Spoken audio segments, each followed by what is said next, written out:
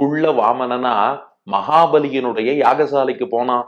அந்த வாமனமூர்த்திய பார்த்து மகாபலியின் மனைவியர் எல்லாம் வியந்து சந்தோஷப்பட்டாளாம். ஆஹா, எவ்வளவு தேஜஸோடு ஒரு சின்ன பிரம்மச்சாரி நம்முடைய கணவர் மகாபலி யாகம் செய்யும் போது அந்த யாகசாலைக்கு வந்திருக்காரே அப்படின்னு சொல்லி இவரை பார்த்து எல்லாரும் மகிழ்ந்தா. இவர் எப்படி வராராம்? மணவாள மாமுனிகள் அழகா விளக்குகிறார். ஒரு சின்ன வடிவம், பார்த்தாலே அந்த குழந்தைய அள்ளி தூக்கி வச்சுன்னு கொஞ்சணும் போல இருக்கு. அவ்வளவு அழகான ஒரு குழந்தை வடிவம். அந்த குழந்தையினுடைய தேஜஸ் ஒரு மடங்குன்னா அவர் ஒரு பூணல் அணிஞ்சுட்டு இருந்தாராம். அந்த பூணல் பார்த்தா இன்னும் 2 மடங்கு பளபளன்னு ஒளி வீசுறது. அந்த பிரம்ம தேஜஸுக்கு அடையாளமாக பொங்கிலங்கு புரிநூலும் இத்தியாதிப்படியே அவ்வழகுக்கு மேலே கிளர்ந்து விளங்கா நின்றுள்ள யஜ்ஞோபவீதமும் மாமுனிகள் வியாக்கியானம் பண்றார். யஜ்ஞோபவீதம் பூணல் பார்த்தா இன்னும் பிரகாசிக்கிறது. குழந்தைக்கோ ஒரு பிரம்ம தேஜஸ். கிருஷ்ணாஜினமும் அதற்கும் மேலே பார்த்தால் மாந்தோலை மேலாடையாக அணிந்திருக்கிறார். அத்தோடு இடுப்புல பார்த்தா முஞ்சை புல்லாலே அரை கச்சை வெயிஸ்ட் கேர்டில் அத முஞ்சை புல்லாலே அணிந்து கொண்டிருக்கிறார். ரொம்ப பணிவோடு அந்த கொடையையும் கமண்டலத்தையும் இப்படி கையில பிடிச்சிட்டு யாச்சகம் கேட்டு வந்திருக்கேன்னு பணிவோடு நடந்து வந்து, அப்படி வரும்போதும் எப்படின்னா அவர் நடக்கும்போது கை கால்லாம் அப்படியே நடுங்கறதாம். பதறிண்டே வந்தாராம்.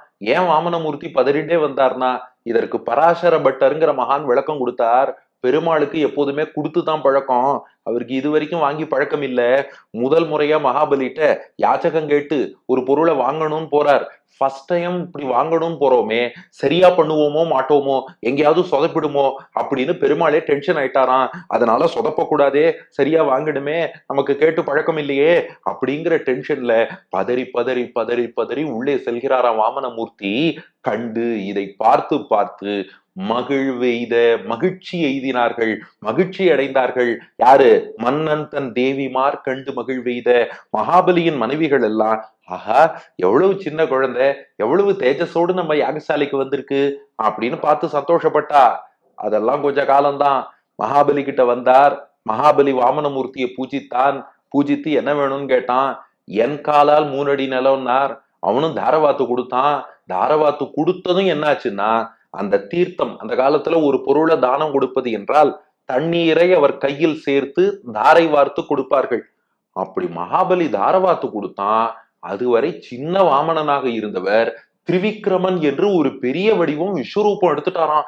விஸ்வரூபம் எடுத்து உலகத்தை அளந்தாராம். மகாபலியின் மனைவியரெல்லாம் மகிழ்ந்து பிரீத்தி அடையும்படி வந்தவர் முன்னி உலகினை முற்றும் அளந்தவன். இந்த உலகத்துல ஒரு சின்ன இடம், காற்று புகும் இடத்தை கூட மிச்சம் விடாமல் அத்தனை இடங்களையும் தாவி அளந்தான்.